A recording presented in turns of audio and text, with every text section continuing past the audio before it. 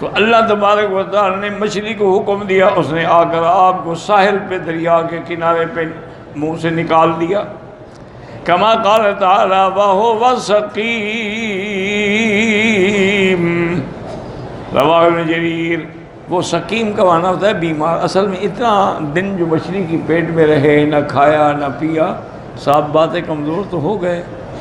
تو اللہ تعالیٰ نے ان کے لیے، جیسے کہ انشاءاللہ اللہ کو منظور ہے تو شاید یہاں بھی آ جائے، ورنہ دوسری آیات میں موجود ہے کہ اللہ فرماتے ہیں کہ ہم نے فَلَوْلَا أَنَّهُ كَانَ مِنَ الْمُسَبِّحِينَ، اگر یونس میری تسبیح کرنے والا نہ ہوتا، لَلَبِثَ فِي بَطْنِهِ إِلَىٰ يَوْمِ يُبْعَثُونَ، پھر میں قیامت تک اس کو مچھلی کے پیٹ میں قید رکھتا،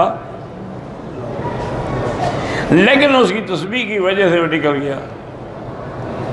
اور جب ہم نے نکالا پھر اللہ نے انتظام بھی کر دیا، وَأَنبَتْنَا عَلَيْهِ شَجَرَةً مِّن يَقْطِينٍ، اللہ نے حکم دیا وہاں بیل لگ گئی، اور اس پہ بعض علماء کہتے ہیں کدو، اور بعض علماء کہتے ہیں کہ نہیں کدو نہیں بلکہ پیٹھا، وہ جو بڑا گول ہوتا ہے نا، گول پیٹھا جس کا حلوہ بلوا بنتا ہے اور کئی چیزیں بنتی ہیں۔ ویسے بھی وہ بڑی مفید چیز ہے انسان کی صحت کے لیے، اس کا آدمی اگر جوس بنا کے پیے، یا اس کا سالن پکا کے کھائے، یا اس کا حلوہ بنا کے، جیسے اس کا دل کرے، بڑی اعلیٰ چیز ہے۔ اب تو دنیا کے بڑی بڑی میڈیکل سائنس بھی ان کے فوائد کو تسلیم کر گئی ہے کہ حقیقتاً یہ ایک بہت بڑی اللہ کی نعمت ہے۔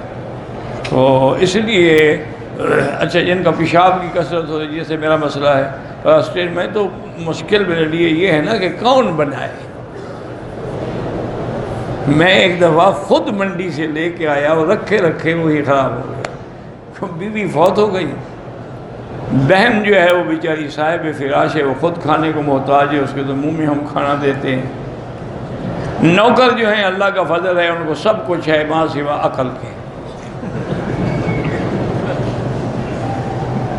اسی لیے حضرت بخاری رحمۃ اللہ علیہ فرماتے تھے، مکی صاحب جو عقل سے پیدل ہو اور جیب سے خالی ہو وہ ہمارا یار ہوتا ہے۔ کیوں؟ عقل ہوتا تو اپنا کام نہ کرتا، ہمارے پاس کیوں آتا؟ تو ہمارے پاس آتی ہوئی ہیں جو عقل کے پیدل ہوتے ہیں۔ اب اس کو کہو کچھ، وہ بنائے گا کچھ، کہو نمک نہیں ڈالنا، وہ زیادہ ڈالے گا۔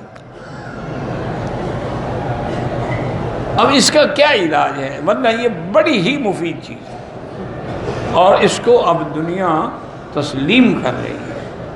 یعنی ہمارے اطباء تو خیر پہلے کتابوں میں لکھتے تھے، قرآن نے لفظ یقطین کہا ہے،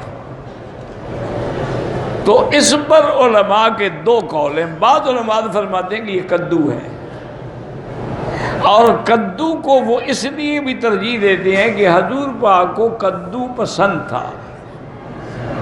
اگر سالن میں کدو کے ٹکڑے ہوتے تو حضور ڈھونڈ ڈھونڈ کے استعمال فرماتے تھے۔ آج بھی لوگ ڈاکٹر حکیم مریضوں کو کدو کہتے ہیں کہ بڑی نرم اور زود ہضم غذا ہے، لیکن بعض علماء محققین نے تحقیق کی ہے، انہوں نے کہا نہیں یہ کدو نہیں ہے، یہ تو کدو ابھی 500-600 سال سے پیدا ہوا ہے، یہ واقعہ تو حضور سے بھی ہزاروں سال پہلے ہے، تو کدو کہاں سے آ گیا؟ نے کہا یہ کدو کی پیدائش تو ابھی ہوئی ہے 400-500 سال میں، جیسے کئی چیزیں پیدا ہوتی ہیں روز نئی نئی نکل رہی ہیں نا۔ تو پہلے آپ نے دیکھیں بعض چیزیں ایسی، آپ ایک بصل دیکھیں کتنے قسم کے نکل آئے ہیں، ٹماٹر دیکھیں کتنے قسم، کیونکہ ایک دوسرے سے پیوند کر رہے ہیں، علم ترقی کر رہا ہے، سائنس ترقی کر رہی ہے، تو وہ کہتے ہیں کہ یہ تو 500-600 سال کی پیداوار ہے۔ حضور کو بھی وہی پیٹھا پسند تھا،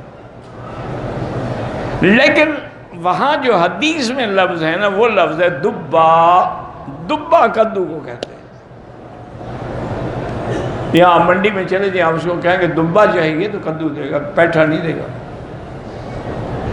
اس کا معنی ہے کہ بہرحال علماء کا یہ کہنا بھی درست ہو سکتا ہے۔ بہرحال ہمارے لیے دونوں نعمتیں ہیں، جو کدو ہو یا چاہے پیٹھا ہو، کوئی چیز ہو، سب اللہ کی نعمت ہے۔ اللہ عالم۔